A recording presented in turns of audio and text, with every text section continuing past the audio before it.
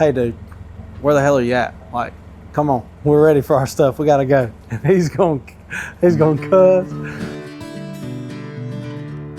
Yeah, you got the little white buckets too. Fine. Yep. Sometimes I got like 5 missed calls or like 10 missed texts I gotta respond to. So we gotta sell stuff, you know? All right guys, so today we've been packing up my CSA boxes. This is a regular. So in here, what we've got, this is going to one of our pickup sites. Got some bok choy in there, fresh bok choy. All this stuff is fresh. Got some onions. It's all local too. We got some broccoli down in there. Pretty greenhouse tomatoes. We got some sweet potatoes in here. We got a good greenhouse cucumber and some fresh picked strawberries from the farm. And that's what's in the regular boxes. We have several different sizes to fit everybody's needs, but this is the regular. We've got 5 different box sizes. We're packing them all up, getting them all organized based on where they're going. We got pickup sites.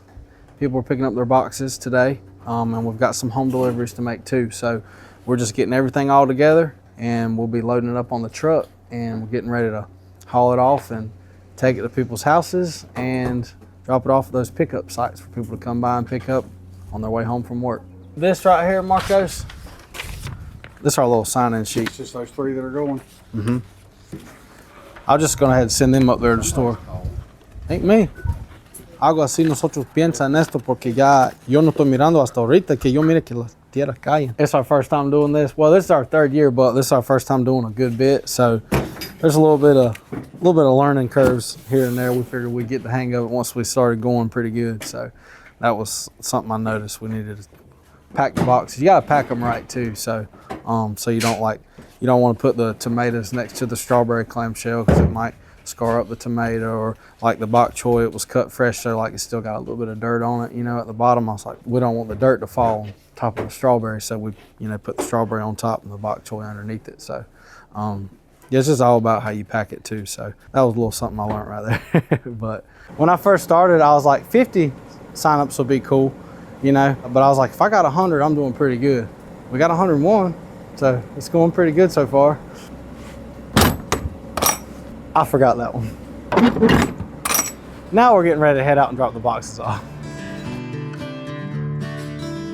I got my sign-in sheet for this place, so not a big deal, but first screw up already.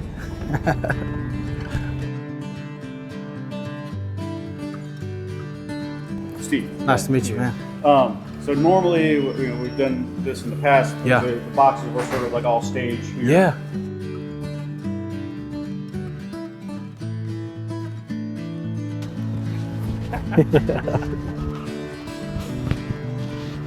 This is us. Yeah. All right, first couple deliveries knocked out, a few more hours, and everybody will have their boxes for the week.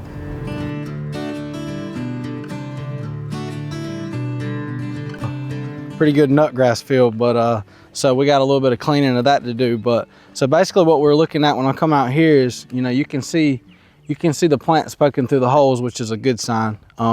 They're progressed pretty good, and what we've been doing during the heat of the day, I've been turning the drip irrigation on, introducing water, because it'll get really hot on that plastic and it'll make sweet potatoes rot. So, but I only do that for, like, you know, earlier in the season. Eventually, and these are really close to it, we're just going to pull the plastic off. But I always hate to pull it off too early, and then we got the little bit of a cold snap, and then they don't grow as good because the plastic helps them. Sometimes I'll try to just cool them off with the water during the middle of the day, and usually that works good, but eventually we'll have to take them off. That's kind of what I'm deciding today, is whether or not I want to just go ahead and start taking them all off. And you know, a lot of times when you see this right here and you see the plants yellowing at the top, you know, the sun scald's getting to them, so it's getting pretty much time to go ahead and pull the plastic off. We've already started working. We started working on that yesterday with the ones up top. But yeah, they look pretty good so far this year. So when we take this plastic off, we'll go down all these middles and level all this stuff off and clean all this up real good. And hopefully like 1st of June, end of May, we might have some plants coming out of here. We're just picking a bunch of strawberries today, so a bunch. So we don't have time to get to this, so I'll have to put water out here another day, but maybe tomorrow. I think it's going to rain a little bit, so we'll probably be able to slip out here, and it won't take long to uncover them. So all right, so here's one of them that we've already uncovered. You know, can uncover this one side, we'll just leave the plastic right there. Right now it's been warm the early part of the season, which is really good for getting things off and growing well, because it hadn't been too hot neither. So but the 80s is like great for sweet potatoes plant beds. But they've sprouted up really well. I think, to me, they're about 2 weeks ahead of schedule for me, which I love, because you know, the earlier I can get the plants ready, the sooner I can put them out there in the field. So the less of a chance, because sometimes, you know, if you plant them late, they might not size up enough. So I'm thinking end of May, first day or two of June, we've probably got some plants ready for me to put into the field. So yeah, now it's just, we'll start putting fertilizer out here now. Since you see them like this, they're ready for some fertilizer through the drip, and that'll push them. So this right here was those sweet potatoes that we bedded earlier in the season, or earlier this year. And yeah, look at them. Got 3 plants off that one right there.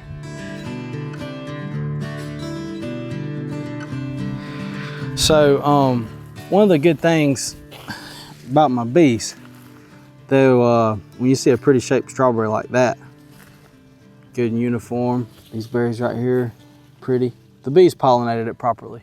They visited the flower and got a, you know, probably pretty close to 100% pollination on it. Whenever you see a misshapen berry kind of like this right here, that's because it wasn't pollinated all the way through the flower, at the flower stage. Most of the time, I mean, sometimes it could be a nutrient deficiency, but maybe a cooler day, you know, might have been a cooler, cloudy week.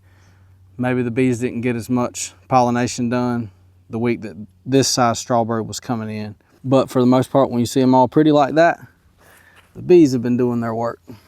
So you got to make sure you have enough honeybees out here, bumblebees, whatever you got, and to do the pollination in time. ¿Está saliendo todos a una vez? ¿Qué está pasando con la fresa? Están buenas. Yo pesco estos de abajo. So right now we're picking a bunch of orders for grocery stores and going to do some retail pickup there at the shed and stuff at my store. But yeah, the berries are coming in pretty hot right now.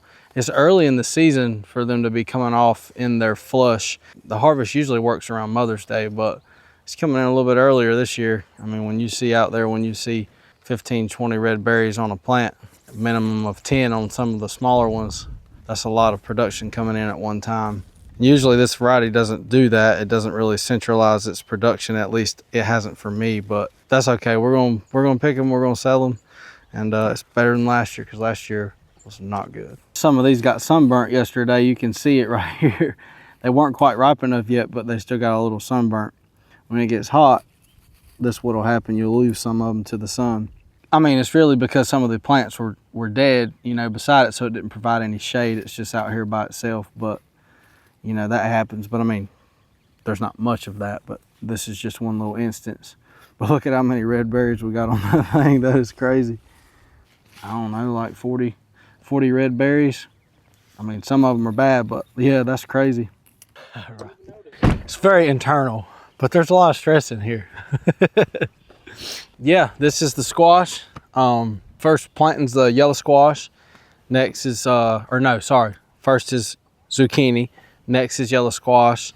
After that, we've got cantaloupes, honeydews, 3 different watermelons, cucumbers at the bottom, more cucumbers over here, and sweet corn. So we just plant a little bit each time. This is our first planting. We'll do it again in 30 days-ish. But yeah, just giving it a check. Gonna see how everything looks.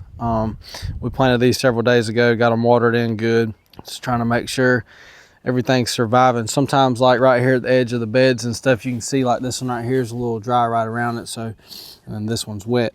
But that was because when we were poking the hole, we were off just a little bit when we were poking the hole a little bit too far to the edge of the bed. But it's not a big deal. There's moisture close to the root. So we've been watering, turning the drip system on a little bit every day. So they'll survive. They'll be good. They always go through a little bit of transplant shock at first, especially like when it's really hot and they come from the greenhouse and we put them out here. But now they look pretty good. You can kind of see like the plants if you just kind of look across the field, like right here where we're standing, just the way it's laid out, you can see them. They're all perked up, and we're here in the middle of the day, so that's a good sign. It is dry out here, but not under the bed. I actually prefer it to be on the dry side for my produce because I can irrigate them and look after them better when it's more on the dry side, as long as I got the pond water, and we have plenty. So yeah, I'd prefer it to be like this, honestly. Here's my cantaloupe. They're looking pretty good. Don't see any dead ones, so that's good. Yep, these are grafted. The variety is called Accolade, which is supposedly the new Athena. That's what I was told, but we just had some problems last year with my Athenas wanting to break down in the center. When it was really hot, they were kind of getting soft a little bit, and hadn't really had that before, but I also had never done grafted cantaloupes until last year, so I don't know if that's what it was or not, but I just switched it to Accolade because it's better for like the grocery stores. When we're selling to them, they do a lot of pick and prep with them, so they need to be nice firm fruit, because we were picking them early enough and they were still just a little too soft on the inside. So because sometimes you could, you know, leave them out there too long and they'll of course be soft, but no, we were picking them on the green side and they were still a little soft. So switch up the variety this year, see how they do. Oh, got some popping out. Yep, heck yeah. Sweet corn on the way.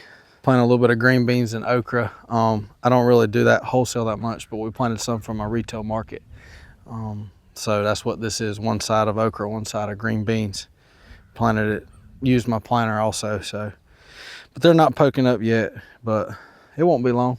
We'll get some of that too. Probably like a week or two they'll be ready, but yeah, that'll be all butternut squash out there. We're getting really busy on the farm this time of year. This is like my favorite time of the year, getting ready to while we're picking strawberries, and you know, sweet potato plant beds are coming along and planting all my different crops. So yeah, just appreciate you guys following along. We got my yellow squash, zucchini, cucumbers, watermelons, cantaloupes, all planted. We're gonna start peppers and tomatoes as soon as we pick all them strawberries. And once again, just appreciate you guys following along, and we'll keep you updated throughout the growing season.